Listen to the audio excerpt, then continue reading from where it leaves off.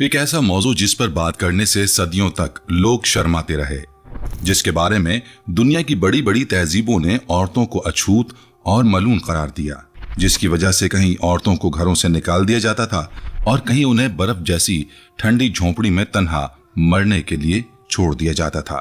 क्या आप जानते हैं कि वो चीज जिसे दुनिया ने सदियों तक औरत की सजा और निजासत समझा, इस्लाम ने 1400 साल पहले उसे औरत की सबसे बड़ी नेमत और इज्जत का दर्जा दिया।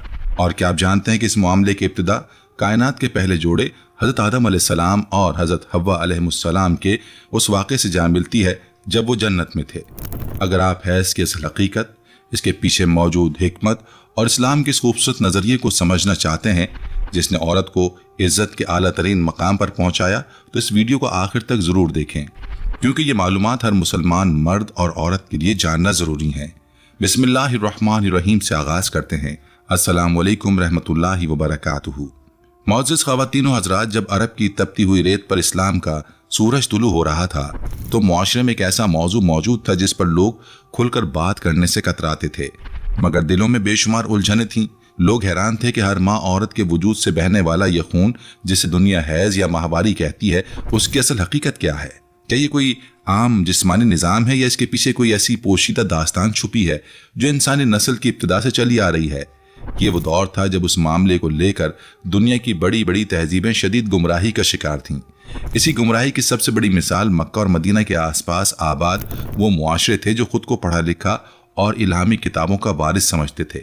उनमें सबसे नुमाया यहूदी तहजीब थी। तारीख के सफ़ात गवाही देते हैं कि जैसे ही किसी औरत को हैज शुरू होता तो यहूदियों के घरों में एक अजीब सा हंगामा मच जाता। वो उस औरत को बिल्कुल अछूत और मनहूस वजूद समझकर अपने घरों की चार दीवारी से बाहर निकाल देते। इस हालत में उसके हाथ का पका हुआ खाना पीना तो दूर की बात, कोई उसके साथ एक छत के नीचे बैठना भी गुनाह समझता था। औरतों के लिए वो चंद दिन किसी बदतरीन जहनी और जिस्मानी अजियत से कम न होते थे, जहां उन्हें अपनी ही बस्ती में अजनबियों की तरह जिंदगी गुजारनी पड़ती थी। जब इस्लाम ने लोगों के जहनों को खोला तो मदीना के मुसलमानों के दिलों में एक शदीद बेचैनी ने जन्म लिया। एक तरफ जाहिलियत के पुराने वहम थे और दूसरी तरफ यहूदियों का ये सख्त और गैर इंसानी रवैया। सहाबा किराम रिजवानुल्लाहि अलैहिम अजमईन इस उलझन में मुब्तला थे कि आखिर इस हालत में अपनी माओं, बहनों और बीवियों के साथ क्या सलूक किया जाए। क्या उन्हें भी यहूदियों की तरह धुतकार दिया जाए या कोई और रास्ता अपनाया जाए। दिलों की इसी जुस्तजू और शदीद परेशानी ने बिलाखिर सहाबा किराम को नबी अलैहिस्सलातु वस्सलाम की बारगाह तक पहुंचा दिया। लोग शर्म हया के साथ हाजिर हुए और अपनी ये सबसे बड़ी मुश्किल आप अलैहिस्सलातु वस्सलाम के सामने रख दी। सहाबा किराम ने निहायत अदब के साथ अर्ज किया कि ऐ अल्लाह के रसूल, जब हमारी औरतें हैज की हालत में होती हैं तो हम उनके साथ क्या मामला करें। यहूदी तो उन्हें घर से निकाल देते हैं और अछूत बना देते हैं। इस्लाम हमें इस बारे में क्या हुक्म देता है। हुजूर अलैहिस्सलातु वस्सलाम ने सहाबा किराम की ये फरियाद सुनकर यहूदियों के इस जालिमाना और गैर इंसानी रवैये को यकसर मुस्तरद कर दिया। आप अलैहिस्सलातु वस्सलाम ने मुस्कुराते हुए निहायत शफकत से जवाब दिया और एक ऐसी जबरदस्त ताकीद फरमाई जिससे अरब के पूरे खानदानी निज़ाम में मोहब्बत और एहतराम की नई रूह फूंक दी। आप सल्लल्लाहु अलैहि वसल्लम ने फरमाया कि तुम अपनी औरतों के साथ सब कुछ करो, यानी उनके साथ खाओ पियो, एक ही छत के नीचे रहो, सिवाय इसके कि उन दिनों में उनसे अजदवाजी ताल्लुक कायम ना करो। मुआशरे की इस सबसे बड़ी उलझन को दूर करने के लिए सिर्फ ये ज़बानी जवाब काफ़ी नहीं था, बल्कि कुदरत को मंजूर था कि ये कानून रहती दुनिया तक के लिए अमर हो जाए। चुनाचे आसमानों से जिब्रील अमीन वही लेकर नाजिल हुए और मुसलमानों की मुक़द्दस किताब कुरान मजीद की सबसे बड़ी सूरत सूरह बकरा में इस मामले को हमेशा हमेशा के लिए दर्ज कर दिया गया। कुरान पाक में अल्लाह ताला ने अपने हबीब सल्लल्लाहु अलैहि वसल्लम से मुखातिब होकर इरशाद फरमाया कि ऐ नबी, लोग आपसे हैज के बारे में सवाल करते हैं। आप फरमा दीजिए कि ये एक अजियत यानी आर्जी तकलीफ है। बस हैज के दिनों में औरतों से अलग रहो, यानी अज़दवाजी ताल्लुक कायम ना करो और जब तक वो पाक ना हो जाएं उनके करीब ना जाओ। जब कुरानी अहकामात और हुजूर अलैहिस्सलातु वस्सलाम के जवाब ने सदियों पुरानी नफरत को मिटा कर रख दिया तो लोगों के जहनों में एक नया और गहरा तजस्सुस पैदा हुआ। लोग ये सोचने पर मजबूर हो गए कि आखिर औरत के वजूद के साथ ये तकलीफ दे निज़ाम कुदरत से क्यों जुड़ा हुआ है। क्या इसकी जड़ें तारीख के किसी पुराने वाक़े से मिलती हैं। क्या वाकई ये कोई ऐसी सजा है जो नस्ल इंसानी के आगाज से चली आ रही है। प्यारे दोस्तों, इसी सच्चाई की तलाश इंसान को तारीख के उस मोड़ पर ले जाती है जहां भी जमीन का वजूद भी ना था और ना ही इंसानों की ये बस्तियां आबाद थीं। ये दास्तान कायनात के सबसे पहले जोड़े यानी हजरत आदम अलैहिस्सलाम और हजरत हव्वा अलैहिस्सलाम के इस वाक़े से जा मिलती है जब वो दोनों जन्नत के खूबसूरत, पुरसुकून और बेमिसाल बागों में रहा करते थे। वहां हर नेमत थी, हर खुशी थी और किसी किस्म का कोई दुख या जिस्मानी तकलीफ नहीं थी। मगर कुदरत ने उन्हें खास चीज से मना कर रखा था। उन्हें ताकीद की गई थी कि जन्नत के खास दरख्त का फल हरगिज न खाएं। लेकिन फिर भी एक ऐसी लग़ज़िश हुई जिसने सब कुछ बदल कर रख दिया। जैसे ही हजरत हव्वा और हजरत आदम अलैहिस्सलाम ने उस मना किए गए दरख्त का फल चखा, उनके वजूद की हालत बदल गई और उन्हें जमीन पर उतारे जाने का परवाना मिल गया। रिवायात बताती हैं कि उसी लग़ज़िश के बाद हजरत हव्वा अलैहिस्सलाम के वजूद से पहली बार उस खून का बहाव शुरू हुआ जिसे दुनिया हैज़ कहती है। बल्कि एक रिवायत में यूं बयान हुआ कि जब हजरत आदम अलैहिस्सलाम और हजरत हव्वा अलैहिस्सलाम के साथ जमीन पर उतारे गए तो हजरत हव्वा ने इससे पहले जन्नत की पाकीज़ा जिंदगी में कभी हैज़ का खून नहीं देखा था। जमीन पर आने के बाद वो नमाज अदा कर रही थी कि अचानक उन्हें हैज़ आ गया। वो घबराकर आदम अलैहिस्सलाम के पास गईं और कहने लगी, ऐ आदम, मेरे वजूद से कैसा खून बह रहा है? अब मैं अपनी नमाज का क्या करूं? हजरत आदम अलैहिस्सलाम ने परेशानी से जवाब दिया, हव्वा, मुझे इस नई हालत के बारे में कुछ नहीं मालूम। अभी दोनों इसी उलझन में थे कि हजरत जिब्रील अलैहिस्सलाम नाजिल हुए।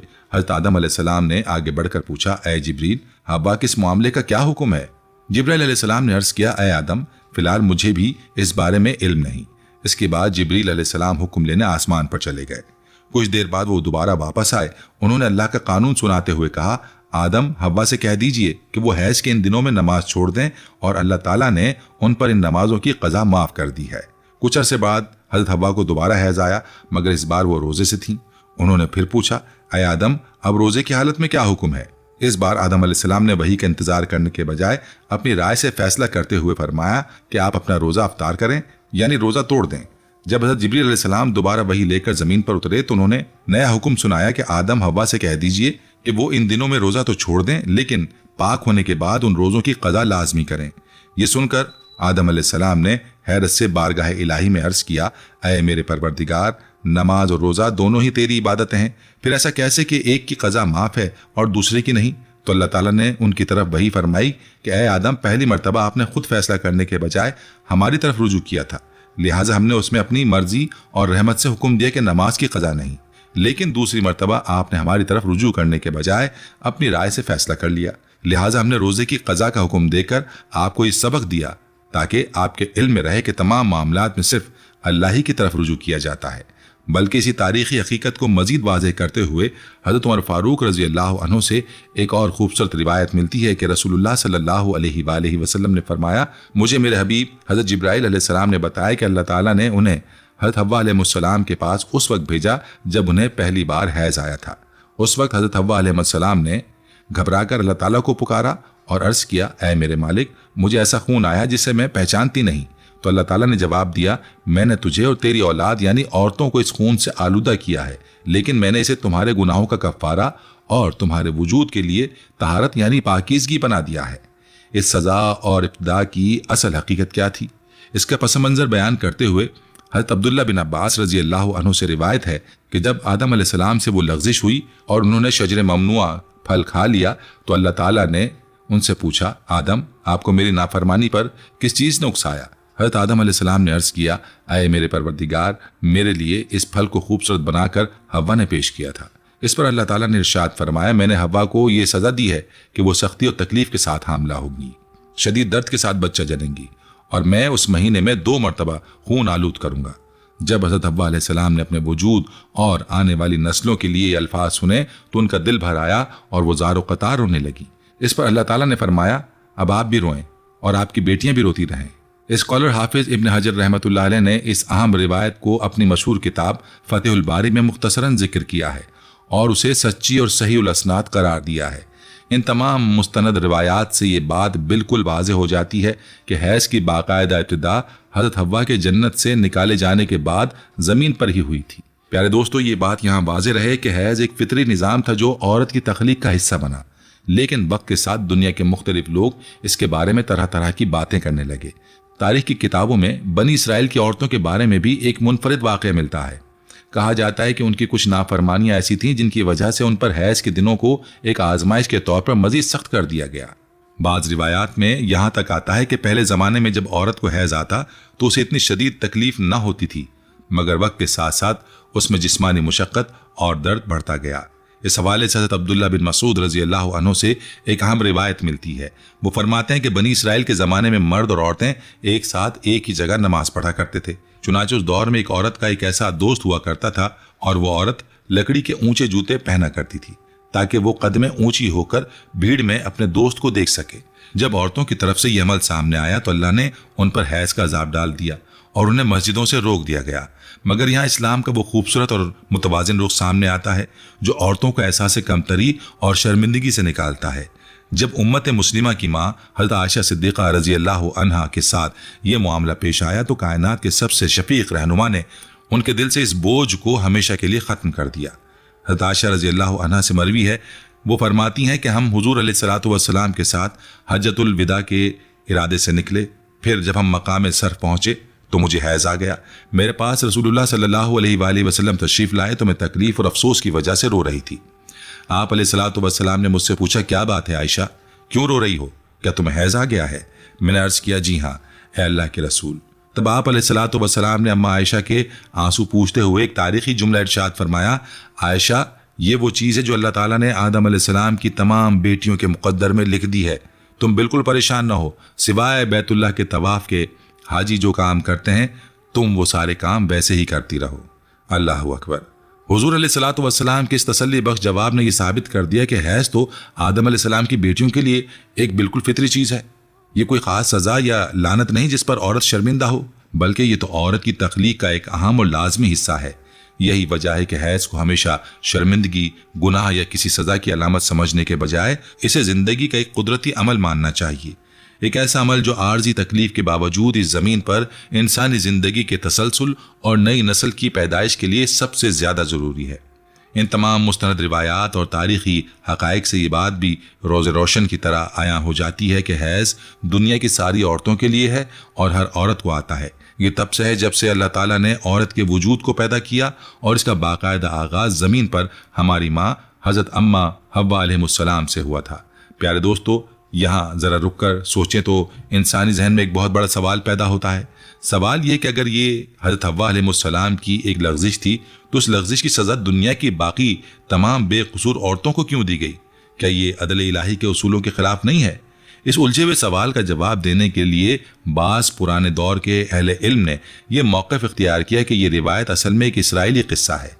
हो सकता है कि हज़रत अब्दुल्ला बिन अब्बास रज़ी अल्लाह अन्हुमा ने यह बात अहले किताब यानी यहूद व नसारा से नकल की हो, क्योंकि बिल्कुल उसी से मिलती जुलती बात आज भी तौरात के सफ़ात में मौजूद है। और शरीयत इस्लामिया का यह तयशुदा उसूल है कि अहले किताब की एक ऐसी रिवायत जिसकी तस्दीक या तकज़ीब कुरान हदीस से ना हो, उसके बारे में न तो सच का दावा किया जाए और ना ही उन्हें झूठा कहा जाए, बल्कि उन पर सकूत यानी खामोशी इख्तियार की जाए।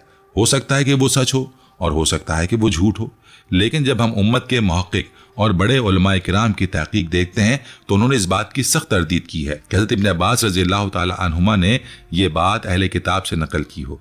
उलमा फरमाते हैं कि इब्न अब्बास तो खुद अहले किताब की मनगढ़ंत रिवायात को नकल करने के सख्त खिलाफ थे, तो वह ऐसा कैसे कर सकते हैं? इसलिए ये रिवायत अपनी सनद के लिहाज से मजबूत है।